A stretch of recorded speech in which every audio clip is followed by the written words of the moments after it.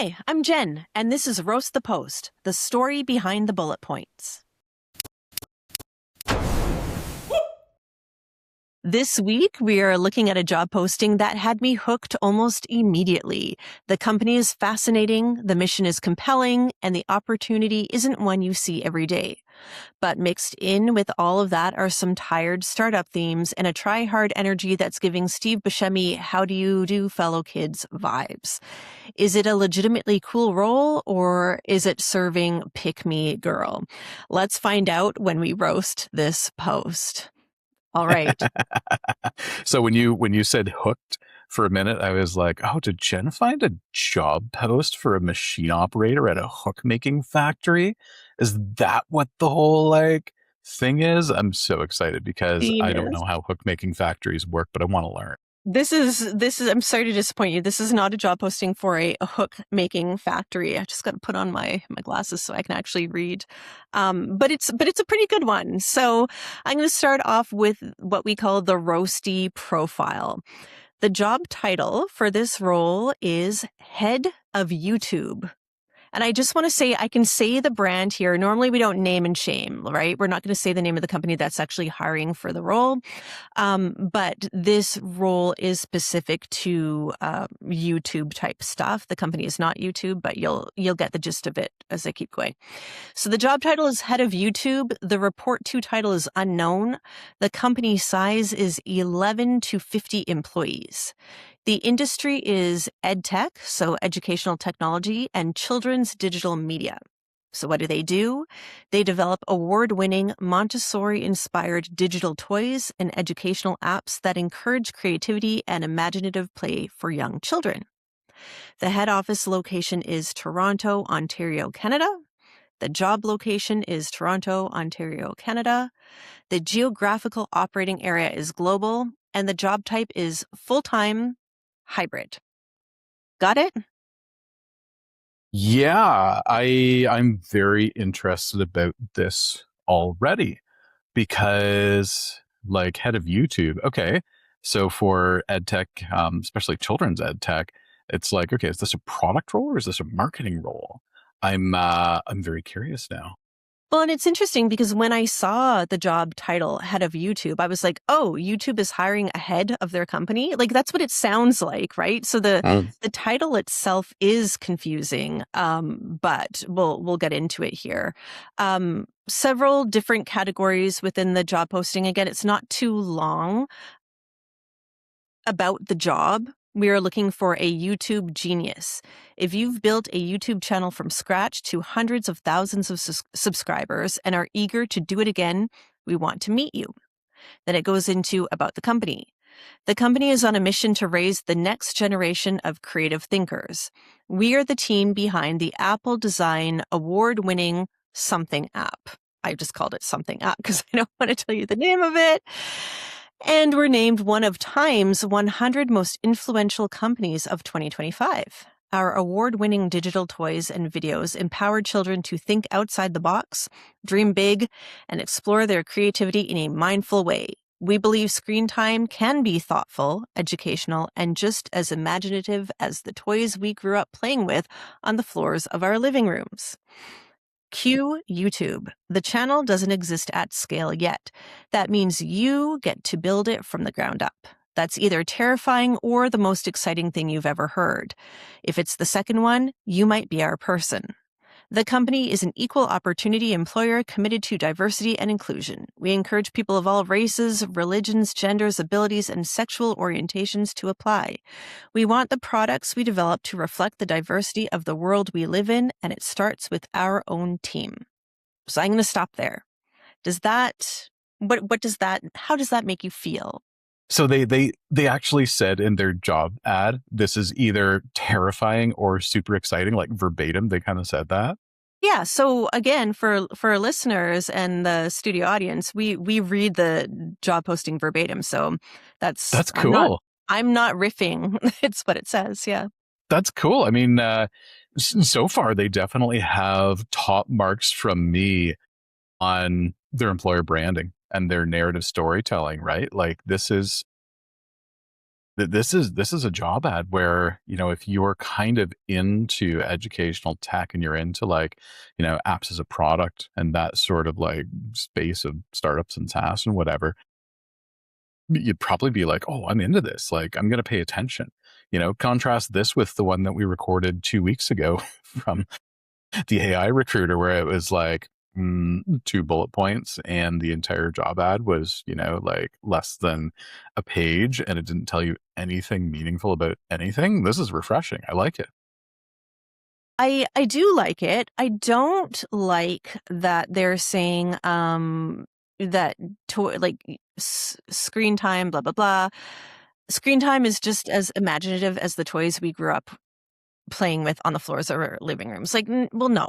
Like, no, they're not. Like, that's not the same thing. Like having a child and seeing how he interacts differently with like straight up old school toy playing and then screen stuff. Like you can make educational videos and games and things like that, but it's not the same. But like kudos for trying to convince us otherwise. What I do like about this opening is that they mention they're an equal opportunity employer in that opening, in the about the company. So they're not waiting till the end to tack it on as like, oh, we need to tick this box and say that we are equal opportunity. They've incorporated it into the job posting and then they explain why that's important to them. So for me, I was like, this is great. I love the way that they've done that. You can do that. You don't have to wait till the end. Like a job posting can have any structure and format you want it to have. So you don't have to follow a specific formula. So I did like that. Yeah. And yeah, this is, the Times 100 most influential companies of 2025. Like they're growing, they're recognized. It seems like an exciting opportunity. So we go into about the role. As our new head of YouTube, you will own the company's YouTube channel end to end from strategy through execution. This is a business leadership role as much as a strategic one. You'll own channel strategy, audience development, content planning, publishing cadence, analytics, monetizing, and long-term growth. You'll work closely with our chief creative officer to translate the company's creative vision into content that performs and scales. You won't inherit a playbook, you'll write it. The best YouTube channels aren't built by people waiting for someone to tell them what to do. We want someone obsessed who watches content and thinks, I know exactly why that got 40 million views. Someone who loses sleep over retention curves and can look at a thumbnail and immediately know if the video is going to work. For this role, we are looking for someone who has already grown a channel from near zero to at least 300,000 subscribers without leaning on an established IP or celebrity. You are a strategic thinker with deep empathy for kids, real hands-on experience, and an almost obsessive, ever-evolving understanding of the YouTube ecosystem. This role is not for someone who waits for perfect briefs, manages from a distance, or wants a meeting-heavy week focused on discussion over action. Self-starters only, please! ! We prioritize Ontario-based candidates for this role, but will also consider remote or international applicants. If you're living in Canada, you must be legally allowed to work in Canada. So let's pause there and talk about that, about the role. Anything stand out? So this is a company that is 11 to 50 people. It's relatively small. Yet they are hiring someone, a dedicated staff resource, to manage their YouTube channel.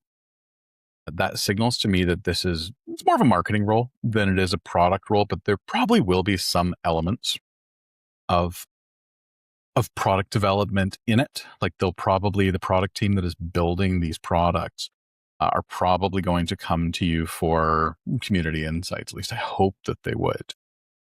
This size, this space. But it also says that they're working or they'll be talking with the chief creative officer. That really interests me. Yeah. The fact that a company of this size has a chief creative officer, I find quite intriguing because this is a small company to have a chief creative officer. Unless maybe, it's like the founder or something and they just prefer to title themselves as chief creative officer. I've seen that before. Sometimes in organizations that are very, very design focused and design heavy, One thing I found particularly interesting in this is they say, you must have demonstrated that or you must be able to demonstrate basically that you have grown a new channel from nothing to a thing without resting on existing IP. That is very, very smart to say that, because there's and we know this from like starting a new IP from scratch and, building our own podcast and whatnot. There's a multiplier effect from using existing IP, intellectual property, or brands or whatever else to kind of grow your audience. Like if there's already a brand in place that has a following and an audience, way easier to grow than if there is like absolutely nothing. So they're signaling very, very clearly you must have the skills and the experience and the mentality to really do the hard work rolling that boulder up the hill. That's going to be a pretty central part to success in this job role. It's also, I think, going to be a little challenging to find.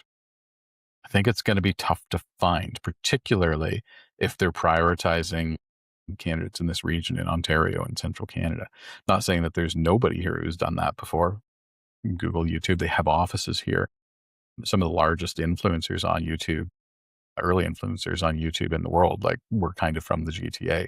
So there's an ecosystem of creators here, but it'll still be a tough find. I'm really curious to kind of find out if they find someone for this role, how that goes. I'd love to have these people on the show sometime.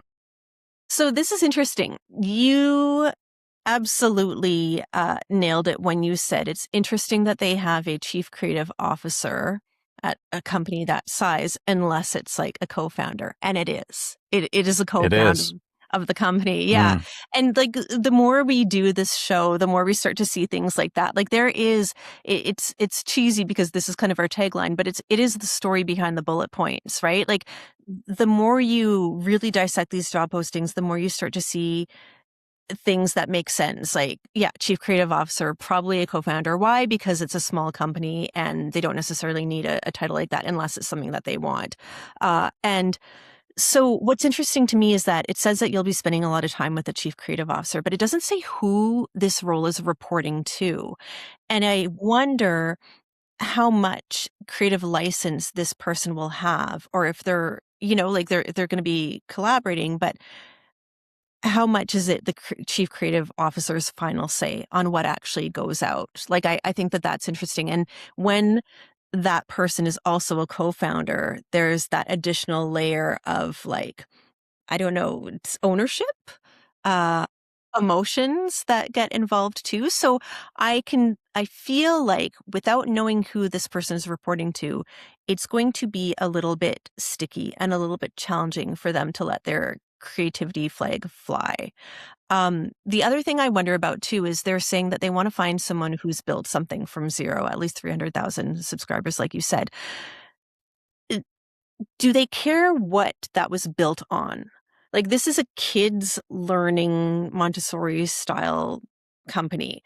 What if it's somebody who has like just absolutely crushed it and knows YouTube inside and out, but it's something that maybe doesn't align with the values of this company? Is that a deal breaker, right? So I feel like maybe they could have been a little bit more specific.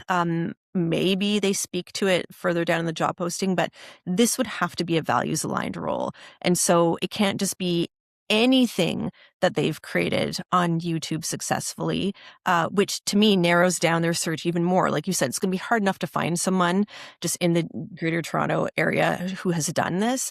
But then when you talk about what the content is going to be, and they want to make sure that they have someone who's like not, I don't know, doing, I don't know, YouTube, something with sex, sex and swearing. Or things blowing up. Right? Exactly. So I don't know. That does narrow it down. So it is going to be a little bit challenging, quite challenging for them to find someone for this role. But those were the things that stood out to me for sure. It's a very good point you bring up about ownership. So, we're talking about, okay, the chief creative officer is actually a co-founder, and that's going to add an additional layer of kind of stickiness around decision making and, whose viewpoint actually goes through. A lot of the time it's going to be the founder. A lot of the time it's going to be, someone higher up, as it should in some cases. But if you're signaling in this job ad that you want someone who can pick up the ball and run, who's a self-starter, who's done this before, who has all of those entrepreneurial qualities, then you're saying, we want you to be the person running this, but then you have a chief creative officer who's going to be intimately involved. And I work with a lot of entrepreneurs and they have a tough time delegating a lot of the time. So there's that kind of inclination that they want to just hang on to everything because, their judgment has served them well and gotten them to this point. Ergo, their judgment should continue to do so. They have a tough time letting go. There might be some future friction points in this role because of that dynamic. That's something I'd be looking out for in an interview for sure. And it sounds like it's a net new role. Like they say, our new head of YouTube role. And so that's a challenge too. Like it's, for me personally, I like being the first of in roles because I get to kind of own everything and I don't have to work with inherited processes. However, it is an uphill battle. Like you said, it's an uphill battle. So uh, the other thing that stood out to me that I just remembered is that they use the word obsessed or obsessive twice. And I don't like that. That's where I go back to what I said in the intro, like those startup vibes of like, all or nothing, work hard, play hard. You're obsessed with this and that. And it's like, y'all, you don't want someone working for you who is obsessed with specific things like that. Like that's too much. And it doesn't read balance to me. It doesn't read work-life balance to me. So it does have those kind of startup vibes that we're not very fond of. Self-starters only, please. Yeah, I mean, unhealthy obsessions they can also drag you down that path of not taking in outside feedback and input, right? So if Yeah. you have an unhealthy obsession and you fixate on something, you're more likely to be my way or the highway. That can work in very small organizations where there literally aren't enough people to have a lot of varied and balanced inputs on a particular topic. But if you have an organization that's growing and scaling or has multiple stakeholders on a given topic, it can really blow you out of the water. Like it can make your stuff fall apart if you have one person that's just like, no, my way or no way.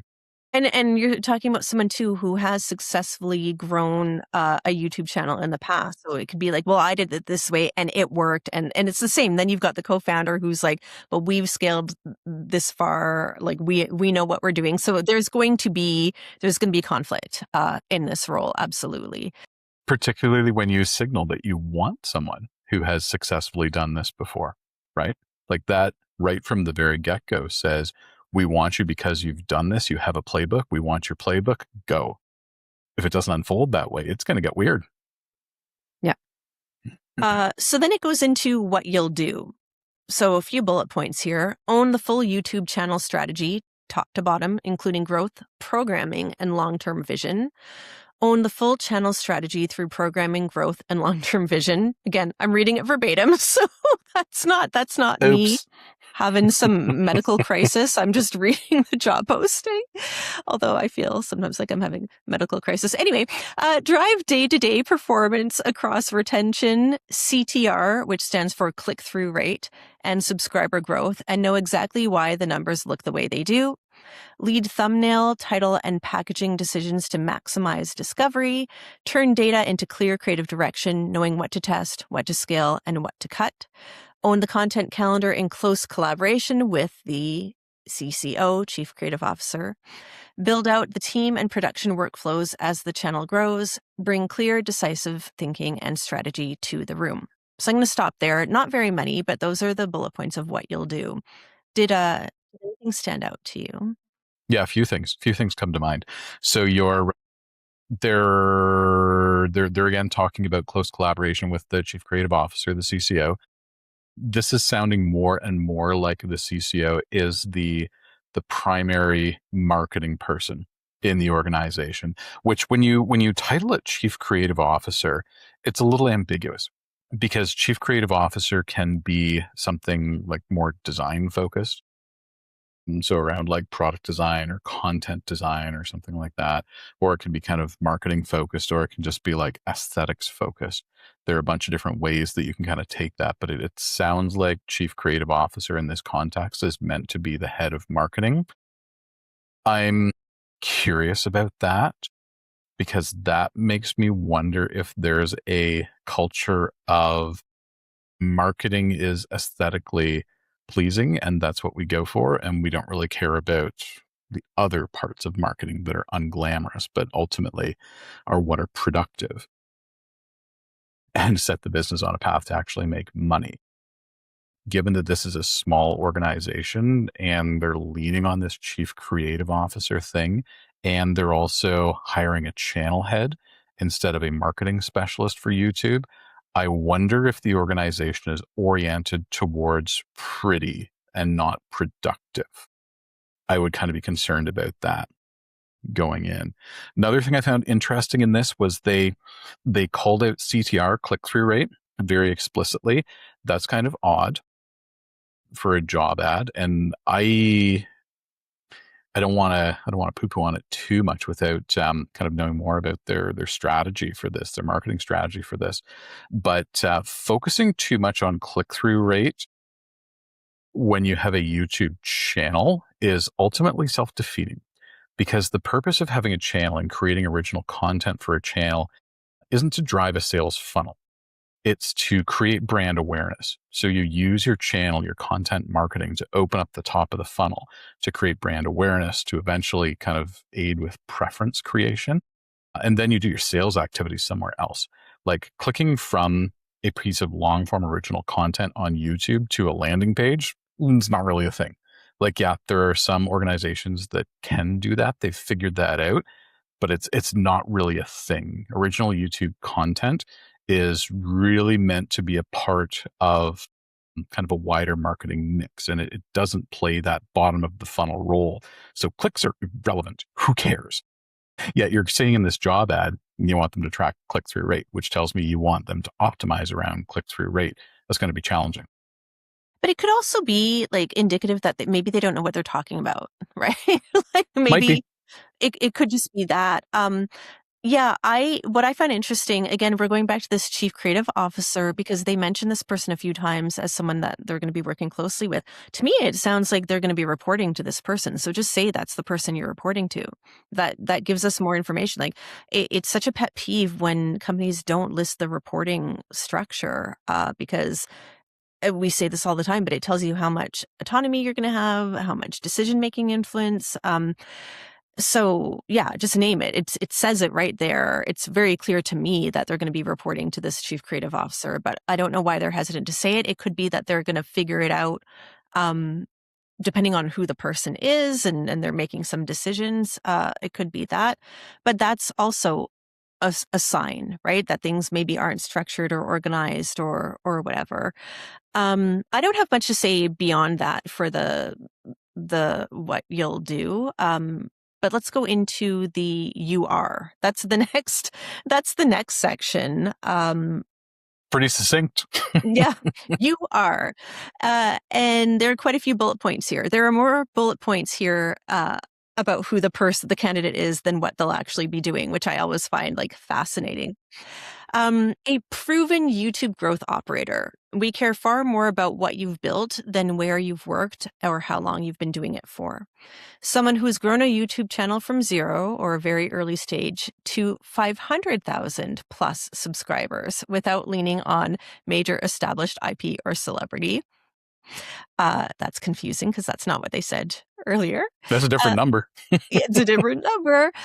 Someone who understands the kids' YouTube ecosystem, what parents respond to, what holds a child's attention, and how to build trust with a young audience over time. An expert in YouTube's algorithm at a deep level, thumbnails, titles, retention, click-through, recommendations, etc. Someone who thinks like a media strategist and an operator. You can map a long-term audience vision and execute week by week. collaborative, and creative, you can work alongside a strong CCO, that's Chief Creative Officer again, without letting the channel become purely data-driven. From a YouTube-first environment, a creator studio, or YouTube native company, not a traditional brand or agency, a doer in the truest sense of the word. You self-start, think, decide, act, and improve every day. Someone who moves fast and takes risks, but is not reckless. Highly organized, proactive, and calm under pressure. You're an optimist who brings positivity and solutions to the table, even when things are challenging. Exceptionally clear in how you communicate. You can explain exactly what you did to drive growth, not just that you were there when it happened. And then it says bonus points if you have worked in startups or on scrappy teams, deeply understand brands where parents are the customer, experience with kids and families. Scrappy. I f***ing hate Scrappy. I hate Scrappy in Scooby-Doo, and I hate Scrappy in job postings. They're both equally annoying and unnecessary. But you go first. Yeah. I mean, because Scrappy is really just code for the only thing that you have at your disposal is, the grease in your elbow pits. So you gotta make stuff work there. Scrappy is one of those words. Yeah, when I see Scrappy in a job ad, or hear that as a description of a team, you kind of immediately know what the character of it is going to be like. Like, you'll work your butt off, you'll struggle for absolutely everything, and they want you to be okay with that and to do that, but they don't want to actually say it. Just be honest about it. Say that it's a startup, don't have a lot of resources. You'll have to be creative in how you market and how you grow. Sure, it's a part of the job, but using code, using code words is dumb. Stop. Don't use the code words. They're dumb.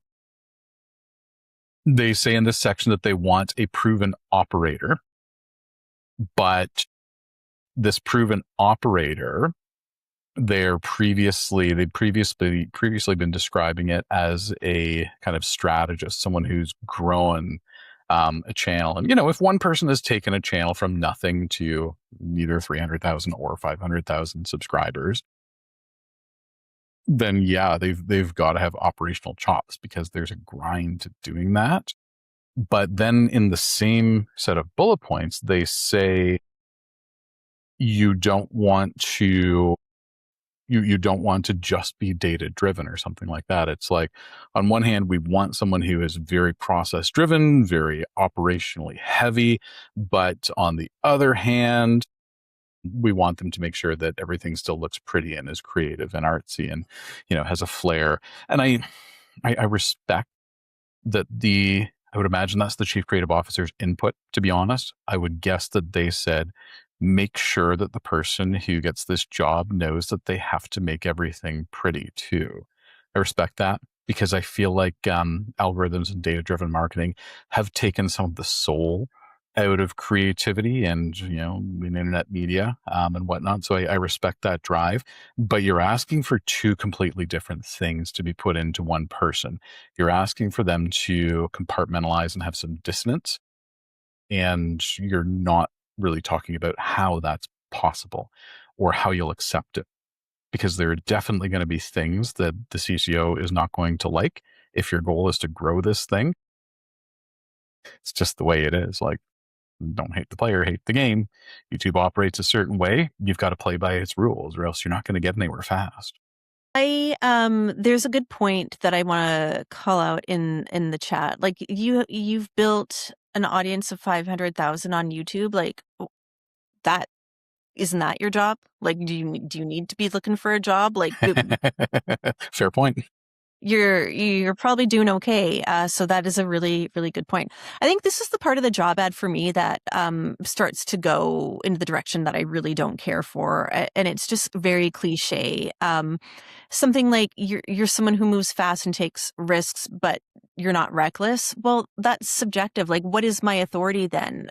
What is my What is my influence? What does reckless mean to you? And so that's something that obviously you can have a conversation about when you're in the role or when you're interviewing for the role. But when it's put in the job description, it kind of gives me a little bit of like a bad feeling, like my spidey senses are tingling that um, Yeah. it might be a very controlling environment, because then it also says you're an optimist who brings positivity and solutions to the table, even when things are challenging. Um, that's interesting to me because it reads like they're saying when stuff starts to get tough, when it starts to hit the fan, you're just gonna like put on your creepy little smile and be like, everything's fine. It's that dog in the burning kitchen meme, like it's weird to say that in a job posting. Yeah. Could be worded differently. Yeah, yeah. So I don't know. There are a couple signals in here that I'm not crazy about. I also don't like it when we have those mistakes, like they're repeating certain bullet points or there are different metrics that they're speaking to. They need to just again slow down, read it, make sure that you've got everything right. And like, what does this mean? And I know it's so probably not a big deal, but oh wait, I grew my YouTube audience to 300, not 500,000 plus. Like, does that mean I'm not going to qualify for this role? Like, just make it clear. Don't have those little mistakes in there. They're just so easy to avoid. Yeah. In practice, they're going to end up interviewing people who have grown a YouTube channel to 50,000 subscribers or 75,000 subscribers. Like that metric is completely arbitrary. And it's a very good point that if you've grown a channel to 500,000 subscribers, you're probably serious about it. And you've probably gotten, you've probably figured out your monetization strategy and your loops and all that stuff. And you're probably making some money, like maybe not enough to work on it full time yourself, but it's going to be like a thing. Are you going to try and do the same thing for a job and give up all of your YouTube channel? Because startup, you know, you're not going to be working 9 to 5, 37.3 hours a week. You are going to be working longer than that. It's just the nature of the beast. It doesn't matter how well intentioned the leadership team and the culture of that startup is. You are going to be working long hours. It's a part of the game. It's largely unavoidable. It happens. There was something that I wanted to come back to that you had said. Oh, so where they were saying don't be reckless. I had a slightly different take on that.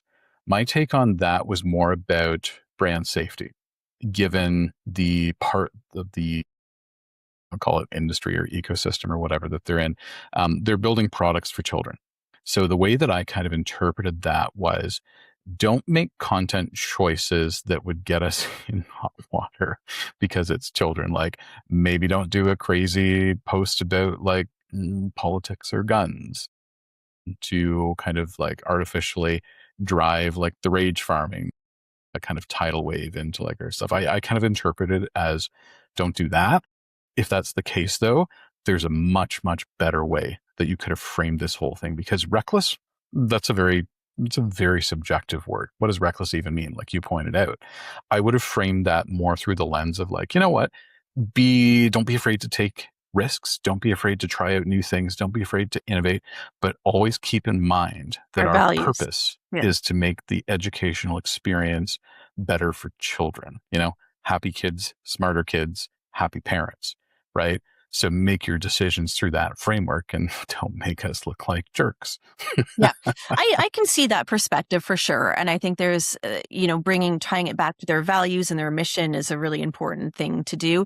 And they talk about that, like they say experience. Well, this is a weird bullet point, experience with kids and families. But like work experience, life experience, like not good experience. Like I don't know what that means. So that was an interesting bullet point. I get what they're going for. I get what they're going for. It's like you have to kind of know a little bit about that culture of like families with young children and parenting. You have to know a little bit about that culture for this to work. But yeah, super awkward the way that they phrased it. Like, I don't have any kids. Me and my wife, we don't have kids. Does that mean that we are not culturally familiar with people with young parents? No, not even a little bit. We got tons of friends who have small kids. I go over and babysit. She goes over and babysit. We hang out with their kids. Like, we get it. We just don't have kids ourselves. Yeah. It's a weird thing because like I don't think that that's necessary to be able to succeed in this role. So it's interesting that they put that in there. But it's a bonus points, right? So it's like a nice to Yeah. have. And again, like we go back to Scrappy, which we both said is just such a terrible, it's do more with less. And like, you're going to have to fight tooth and nail to get scraps, really. And yeah, this is where I think they should have or could have. There's a missed opportunity of going back to like saying, okay, your YouTube experience was aligned with our values or whatever, right? So then it goes on to more about us. This I find really interesting. We're a growing team of passionate, experienced creators based in Ontario. We love animals, music, travel, video games, kids, cooking, yoga, building robots, going to museums, talking about things we're watching right now, and playing with old toys. We're from all walks of life and are convinced that's our secret sauce. We are a mom-founded company too! Exclamation point. I'm going to stop there, even though there are more sections, because I just want to see what you think about that more. But this is where, they're trying to speak to their culture. Yeah, they're trying to build. I know what they're going for. I know what they're trying to do. It's just awkward. Like they're trying to construct elements of their employer brand, and they're trying to paint a little bit of a picture of what the culture inside the organization is like, what the people are like. Some of the shared interests that they have, and they're trying to conjure up like a little bit of a picture of what the break room is going to be like. I get it. I will give them full points for the attempt. I think organizations should do this to the best of their ability. Once you get huge, you just can't. It's impossible. But smaller organizations should do this because it's a very powerful differentiator when you're looking to hire talent in the labor market and you're up against organizations that have a bigger bankroll. The way that they just described everything, though, really awkward. It feels like it was written through the contextual lens of one person, perhaps the chief creative officer, and that person is describing what they are, what they like, and they want you to kind of be okay with and aligned with that or be the same kind of person. So it feels like it just didn't resonate because you're going to filter out people who are going to be potentially great fits for this job, but don't line out with what is probably not completely accurate that you've written about your employer brand. So that needed to be different, I think. It doesn't land for me. Yeah. So what's interesting to me is that they bury the lead. We're a mom-founded company. Like, can you start with that? Because you're talking about like the work that you do, and it's for kids, and it's this Montessori type play educational technology. Start with that. That's pretty cool. It's a mom-founded company, and so that should be like the main selling point. More and more, and we talk about this a lot in the podcast, people are looking for values aligned and mission driven organizations, so that the work that they're contributing is making a difference. And this is a big deal. So the other stuff is just, we love animals, like building robots, going to museums, and then playing with old toys. Like that's all very bizarre to me, and just poorly written. So I think it could have been done better. This reads a little bit rushed to me as well. And it is rushed. The playing with old toys thing, I actually would have leaned more on that. I would have tried to construct a little bit of a narrative about that because they're trying to make the case that their version of digital learning experiences is just as fun as playing with, the Barbies or the Ghostbusters that you had when you were a kid growing up. So I would have leaned on that a little bit more and tried to weave that into the overall narrative more, because that could be powerful storytelling. But it was an aside. Definitely doesn't land. We're getting close to the end of the posting. Other awesome things about this role. That's the heading. You'll have the unique opportunity to build, grow, and make your mark joining a fast-growing startup early on. The option to work from our beautiful brick and beam office in the downtown core within walking distance to the Eaton Center, St. Lawrence Market, and Union Station. Flexible hybrid working arrangements.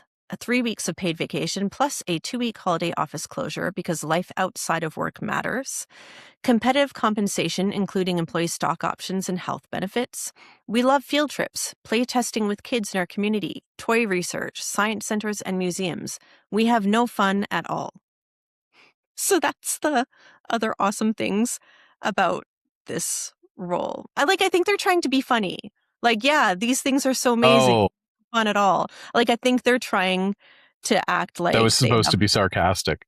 Yeah, yeah. It was lost on me. That's one of those statements that, it's only going to land if the body language and the facial cues are attached to it, right? Like you Yeah. say on paper something like that, it's not going to land. I was like, what?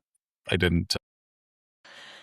I agree. And then what's interesting to me too is that, so they say 3 weeks of paid vacation plus 2-week holiday office closure because life outside of work matters, which is cool. Agreed. But they don't also qualify the other things in the same way, which is interesting to me. Like, I feel like, why qualify that? And you're saying that like life outside of work matters, but that's not necessarily injected throughout the rest of the job posting.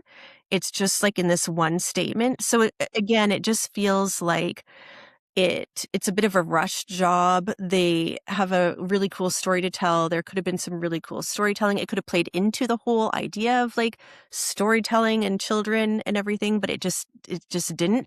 And goes back to what we said earlier. Like, you have the especially when you are the co-founders and it's a startup or whatever, you have that ability to create a job posting and make it whatever you want it to be. Like, it could have even been done in a PDF that looks like a kid's book, right? Like, how cool would that have been? There are so many things that you can do. And especially if it's all being led by the chief creative officer, like, why are you so not creative? be creative. So yeah, bland and weird to me. We get to how to apply. That's the last part. Apply on our careers page and show us what you've built. Your application should include a cover letter with links to every channel that you've worked on. Tell us your role, the subscriber count when you started and when you left, then briefly explain in your own words how you made it grow. A short video introduction sharing something interesting about yourself that we can't find on your resume. If you include a short video intro, we'll guarantee our CEO watches it! ! And your resume. A real human will read your application if you're interested in moving forward. If we're interested in moving forward, you'll get a very enthusiastic message from us. So I kind of want to unpack that, unpack the how to apply, because I think saying like, we guarantee our CEO watches it is like weird. Who cares? To me. And like, you mean they wouldn't? Am I reporting to the CEO? Right? Like, is your CEO so busy that this is like a big promise that you're making to us? Like, wow, really? Thank you so much. The CEO is going to watch my video? Like, that's weird. I wonder if the chief creative officer and the chief executive officer are co-founders and they're a couple. Oh, a couple? I wonder if they're married. Oh. I wonder if this is like a married couple business sort of thing. I really wonder that. Because like, yeah, why would the CEO watch? It's kind of like, if you read this another way, you can say, you know what, if you send us a video and we really, really love it and you did such a great job because you're such a good girl or boy, daddy will watch it. Yeah. It kind of feels a little bit like that to me. Yeah. It kind of feels a little bit like that. Yeah. Yeah, that's another thing that's a little off. It's a little weird. Didn't really belong there. Kind of takes away from what they're trying to accomplish. Definitely almost distracted me from a human will read your application part, which is fantastic. If you're a small company, you should absolutely be reviewing these as a person and not relying on the ATS that you probably half implemented or the AI system that somebody sold you for $5 a month that's going to do a terrible job. That's a big differentiator when you say, yeah, someone's actually going to look at this and take it seriously. So they get points for that. They lose points for the CEO thing. It's wild to me. And then it says that part where if we're interested, you'll get a very enthusiastic message from us. Like that's weird to me too. I want to know what that message, like I want to know what's so enthusiastic about it. 'Cause that's interesting wording. I feel like the hiring manager wrote this job ad, which I kind of like. I kind of like that because when you don't have the hiring manager involved, like in the recruitment process from the very start, you create schisms pretty quickly, and things tend to get a little bit weird if the hiring manager doesn't get involved until like the let's have an interview phase. Yeah. So this feels to me like the hiring manager wrote this, but they probably should have asked for some feedback and input from other people. Yeah. Yeah, I agree. And that is it. So there is no salary listed. Um, there's no salary listed, and this is in Ontario. And so That's a no-no. it's a no-no, Unless this role has a base salary of over $200,000 a year, in which case it's totally fine. But I suspect that this is not a base salary of $200,000 a but year. it's also under what, 50 employees, and so also I not thought it was less necessarily. than that. Maybe, yeah, if they're under, yeah, you know what? If the cutoff's 50 employees for disclosing salary range, then they're okay. But, I feel like we say this on every stinking episode of the show. Just post it. Just post it. This company trying to hire for this role is already going to have their work cut out for them. They're looking for someone in Ontario, Canada. That's their preference. They're looking for someone who has experience being a channel head for YouTube. So presumably to them, that means, producing content, probably in partnership with other people, but producing content, creative direction, uploading to YouTube, doing the search optimization stuff, doing the operational stuff, doing the analytics stuff. You're looking for someone who has all that experience, and you're looking for someone who is a values fit. Whether or not they've said that, clearly and verbatim, they're looking for someone who's a values fit. That's pretty clear from the signals that we're getting. And you're looking for someone who, as was pointed out in the chat in the live studio audience, someone who quite possibly could have an income already from their 500,000 subscriber YouTube channel. So you're competing against all of those things, and you're a small organization. If I'm someone who has those skill sets and I'm looking for a job, and I find 10 jobs that kind of fit what I'm interested in and what I can do, and 9 of them have salaries posted and 1 doesn't, guess which one I'm ignoring? I find it interesting that they don't have a salary. I find it interesting that they talk about being a diverse, like within the job ad, they talk about being an equal opportunity employer and they appreciate diversity, but they don't mention anything about how they would accommodate someone who might need an accommodation to apply for this job. Like, so I liked that they had included that, but then I hate that they're not walking the walk. Like, it's actually such a disappointment. Uh, yeah, there's no disclosure, not that they necessarily have to, at this point, I think company size, but about how they say a human will read it, but they don't say anything else about AI disclosure. So I found that interesting too. And the biggest thing for me is that this job is so tied to one thing, like to YouTube. So they're not talking about social media. They're not talking about any other channels. They're talking about YouTube. And I don't know how I feel about that. Like if I were the person, that would feel really like singular. And I'm curious who does their other social media, what other social media channels that they have. Is it going to be this person? Because it certainly doesn't appear to be that way.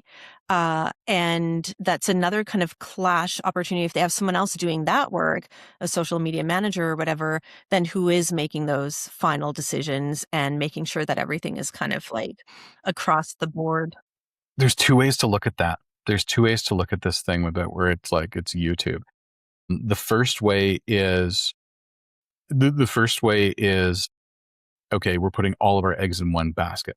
We're putting all of our kind of resources into YouTube to build a channel, to have content, and if it flops, we're we're kind of that's kind of one way to look at it.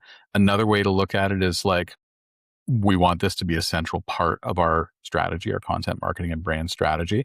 And we know that it's going to be a big thing. So we need a dedicated person to do it. And there are other people that are working on other stuff. Like there may very well be a social team, as you were saying. There may very well be other content marketers, other people kind of involved in this, but they want like a YouTube person because it's a central part of their strategy. Which one is true? Who knows? Who knows? But, there are two framings for that. Last thing I will say before we take a little intermission where you're going to read the full job posting is that they're a mom founded company. Amazing. Awesome. They don't mention health benefits in this job posting. Yeah, I found that weird. What are you? I can't even believe that they must. I would hope that they offer benefits. We say this again often on the podcast. If you have perks and benefits, list all of them. You're trying to make it compelling for someone to want to join this organization. And so one of your kind of boasting points is that you're a mom-founded company. Then you should understand how important health benefits are. And they don't mention it. And if you don't mention it, I assume you don't have it. And if you do have it and you don't mention it, then I assume that you're just kind of not right. Missed opportunity. Missed Yeah. opportunity.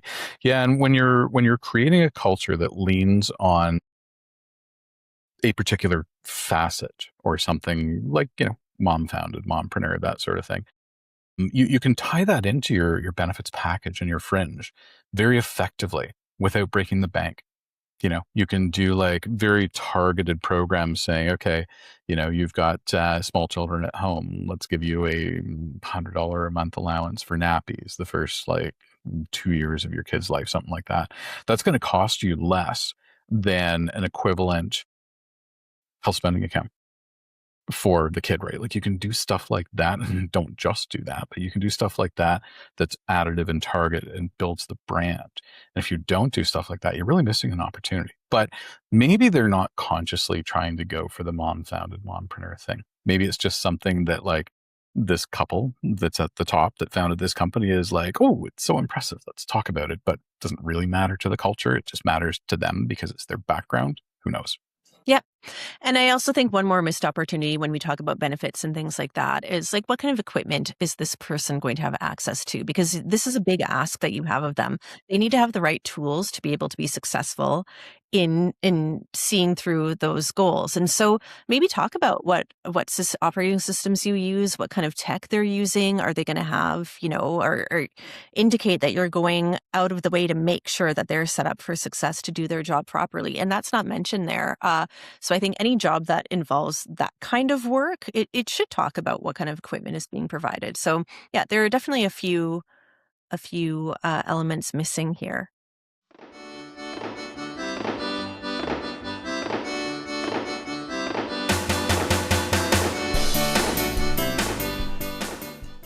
So Paul had a chance to review the job posting in full. Were there any new insights, like reading it over from start to finish? Did it? Yeah, one thing that I had missed when we were talking about it in the first run through was that you essentially get 5 weeks of off time baked in, like 3 weeks of your own vacation time plus the 2-week holiday office closure. That's good. That's kind of a big deal. That's awesome. That week between Christmas and New Year's, like most people know that that's kind of a week off because, like, let's face it, what actually happened and who is actually at their desk 8 hours a day, like giving their normal amount of attention. Not everybody, that's for darn sure. So like formalizing it and saying, hey, you're going to get that 2 weeks plus your vacation week starting at 3, which is generous for a starting kind of vacation allotment. I missed that the first time around. I didn't quite like that. reading this through myself, top to bottom, I have overall a favorable impression of it. I have a favorable impression of it overall. So, when we're talking about scoring of the job ad, we get these two buckets, right? Like one is the job ad itself. How is it written? Blah, blah, blah. The other one is like, how is the role design? I'll just start with the job ad part of it. A for effort for sure. A for effort for sure. Like I do want to commend these folks for really putting a human centric person with a personality kind of like soul into this job ad. I think they have the right mentality about it. I think this is missing from a lot of job ads. And I believe that companies that do this, especially smaller companies that do this, stand out when labor markets are tough for employers. Right now, they're tough for employees, so this stuff doesn't make as much of a difference. But when the pendulum swings and it becomes difficult to attract talent, having this skill set, these muscles to do this really well, it's a big deal. It gives you an edge. So overall, the job ad, I'd give them like an 8. It was pretty good. It was well written. It was clearly structured. There were some weird things, like there was something that was repeated twice. There was that question we had where it was like, okay, do you mean 300,000 subscribers or 500,000 subscribers?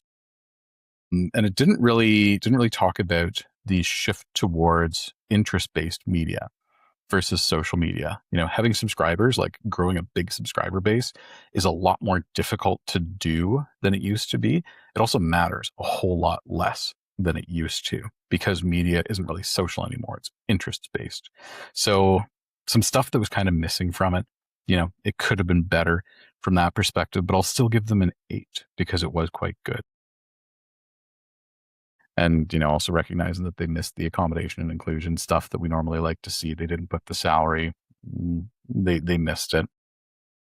Role design, it was tough to figure out in this where this person sits in the organization. And maybe when they wrote this job ad, they didn't really think about that because it's kind of on the smaller end of that 10 to 50 kind of spectrum. Maybe this is 20 people. And in that case, like figuring out where someone sits in the organization doesn't really matter all that much, because you can all look at each other over your desks and like, who cares? But that is a pretty important part of role design.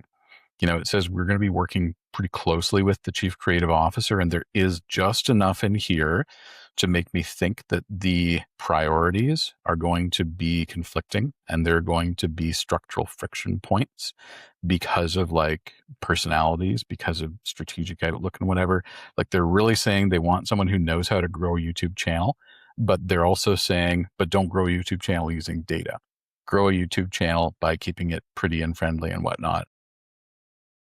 YouTube doesn't play by those rules. If you want your channel to grow, you're going to have to do stuff that you're not really comfortable with. Like not bad stuff, but stuff that you're not comfortable with if you're a very buttoned down creative person who is like, this is exactly how I want things to be. This is the brand voice. This is the style. This is the design language. Never deviate. If that's you, this person is going to flame out. They're going to fail and they're going to be mad. And you're going to be like, I just spent a salary on someone who couldn't actually do the job. It wasn't them, it was you. Yeah, good point. The role design is tough. I would give this probably a 7, just because we don't have enough clarity to really look at it and think, oh, this is how it's going to work. Like it's ambiguous to me. So 8 and 7. Yeah. Interesting. Same. So job ad, I would say maybe 7.5. It wasn't terrible. Like I didn't hate it. Sounds like we hate every single job posting, but like the whole point is to dissect it and to, pick it apart. The show is called Roast the Post. Exactly. And so I didn't actually hate it. I think that there were a ton of missed opportunities. And yeah, some things that I didn't like that you mentioned, but I didn't think it was terrible. I didn't think it was the worst. I'm disappointed it just wasn't very, it wasn't creative and yeah, it just wasn't as fun as it could have been. So yeah, I'd say like 7.5 out of 10 for that. We've definitely seen worse, and this isn't it. Um, Role job design, same. Without knowing too much information, I'm going to make a ton of assumptions.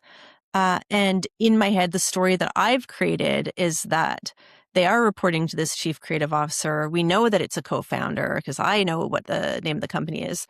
And I think that there will be friction because I don't know if they've quite thought through what bringing this role on is going to look like. And I think that this person is going to come up against it quite often. So it's really hard for me to actually say what the job design rating would be out of 10, but I would say like maybe a 6 if I'm being generous. So yeah, that's how I feel about it. This is definitely one where knowing, and we talk a lot about like, hey, put in the report to, who's this person going to be reporting to. We talk about that a lot because it's easy to do and it's a very clear signal to a job seeker of where this role is going to be situated in the organization.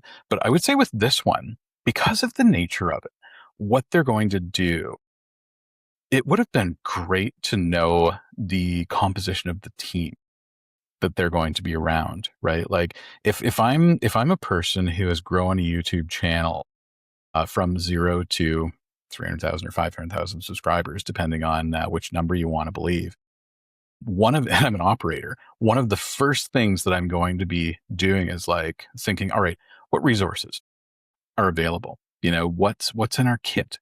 What's in our playbook?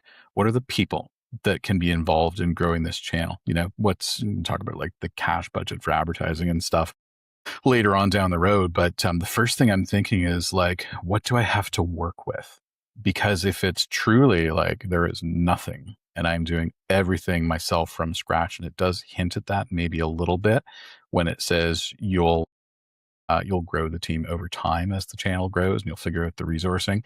There's something to that effect in there, though it doesn't very clearly say like you're it. But if I was it, I would want to know that versus like there's a graphic designer that can help me with packaging, with motion graphics, whatever. Like that's stuff I kind of want to know. So that could have made this a whole heck of a lot better because an operator is going to think about that, especially an operator who's strategically minded.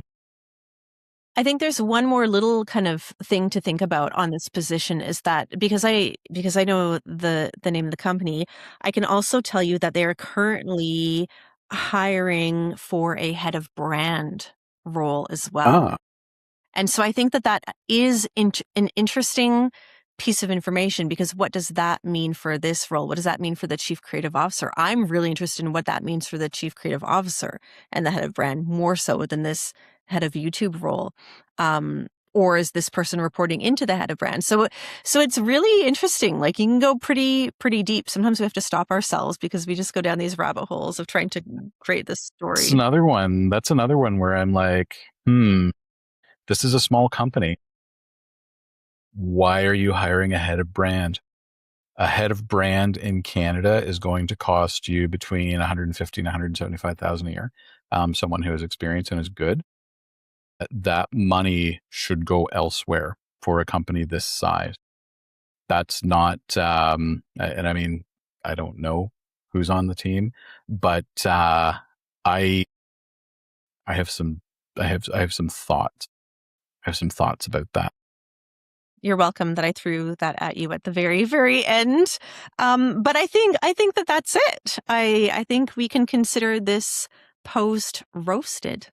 Thanks for joining us on another episode of Roast the Post. If this episode made you feel feisty, leave a rating or review wherever you watched or listened. It turns the algorithm into our own personal butler and helps new listeners find the show. We record new episodes every week in our live studio audience. Check the link in the show notes if you want to join us.